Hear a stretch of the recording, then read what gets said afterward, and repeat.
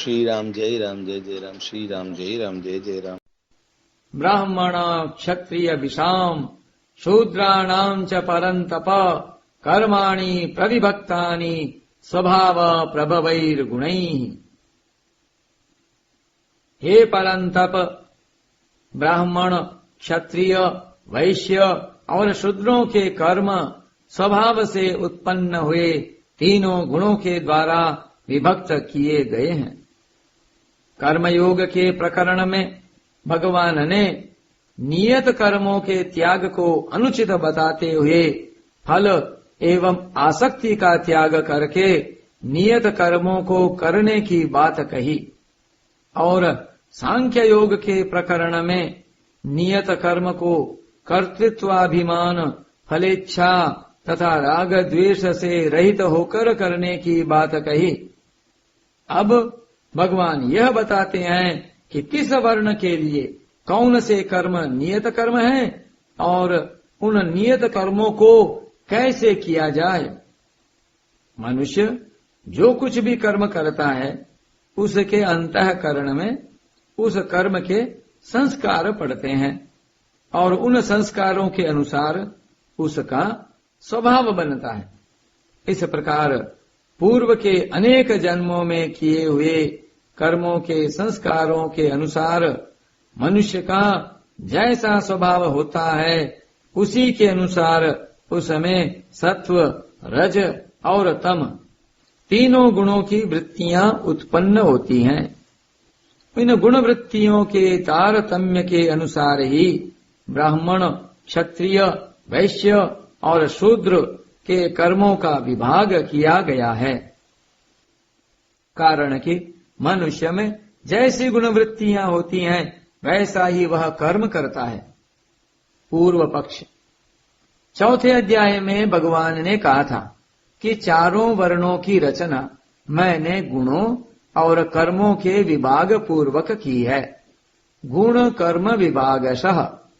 पर यहाँ भगवान कहते हैं कि चारों वर्णों के कर्म स्वभाव से उत्पन्न हुए तीनों गुणों के द्वारा विभक्त किए गए हैं। स्वभाव प्रभवैर गुणैः। इसका सामंजस्य कैसे करेंगे? उत्तर पक्ष।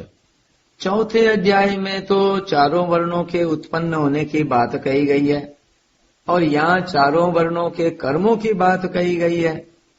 तात्पर्य यह हुआ कि चौथे अध्याय में भगवान ने बताया कि चारों वर्णों का जन्म पूर्व जन्म के गुणों के अनुसार हुआ है, और यह बताते हैं कि जन्म के बाद चारों वर्णों के अमुक अमुक कर्म होने चाहिए जिनके अनुसार उनकी आगे गति होगी।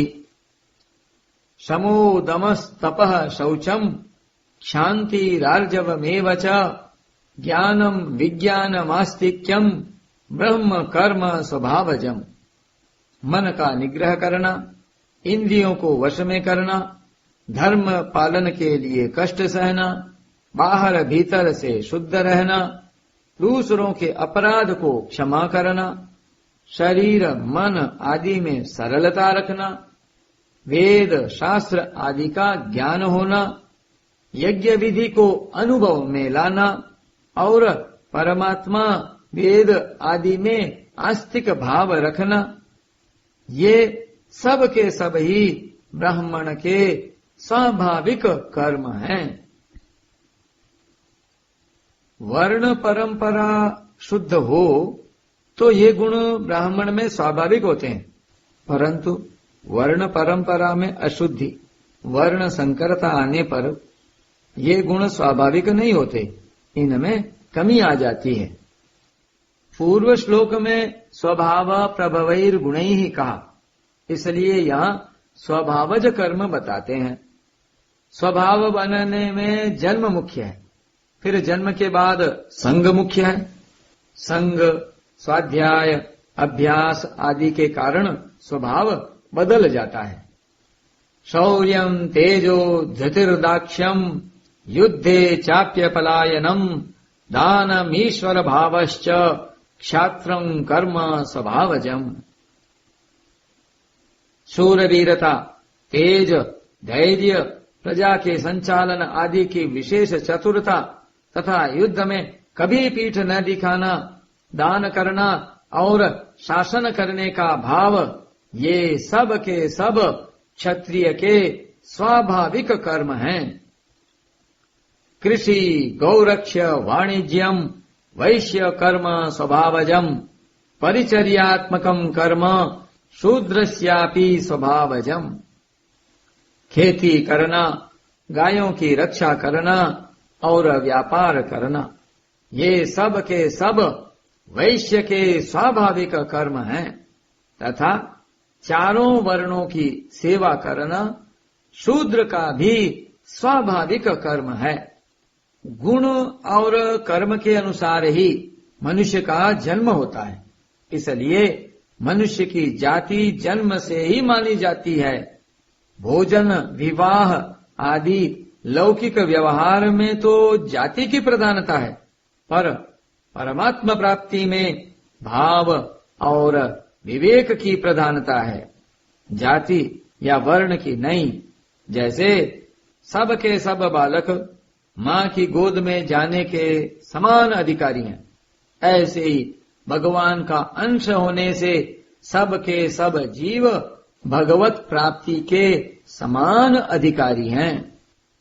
सब के सब मनुष्य परमात्म तत्व को, मुक्ति को, तत्व ज्ञान को, भगवत प्रेम को, भगवत दर्शन को प्राप्त करने में स्वतंत्र, समर्थ, योग्य और अधिकारी हैं। विदुर, निषाद राजगुह, कबीर, रैदास, सदन कसाई आदि अनेक निम्न जाति के मनुष्य भगवान की भक्ति के कारण ही श्रेष्ठ बने, जाति या वर्ण के कारण नहीं। अतः चाहे ब्राह्मण का शरीर हो, चाहे शूद्र का शरीर हो, लोक व्यवहार में तो उनमें भेद रहेगा, पर भगवत प्राप्ति में कोई भेद नहीं रहेगा। कारण कि भगवत प्राप्ति शरीर से संबंध विच्छेद करने पर होती है। जिससे संबंध विच्छेद करना हो वह चाहे बढ़िया हो या घटिया, उससे क्या मतलब। गुणों के तारतम्य से जिस वर्ण में जन्म होता है, उन गुणों के अनुसार ही उस वर्ण के कर्म सहज स्वाभाविक होते हैं।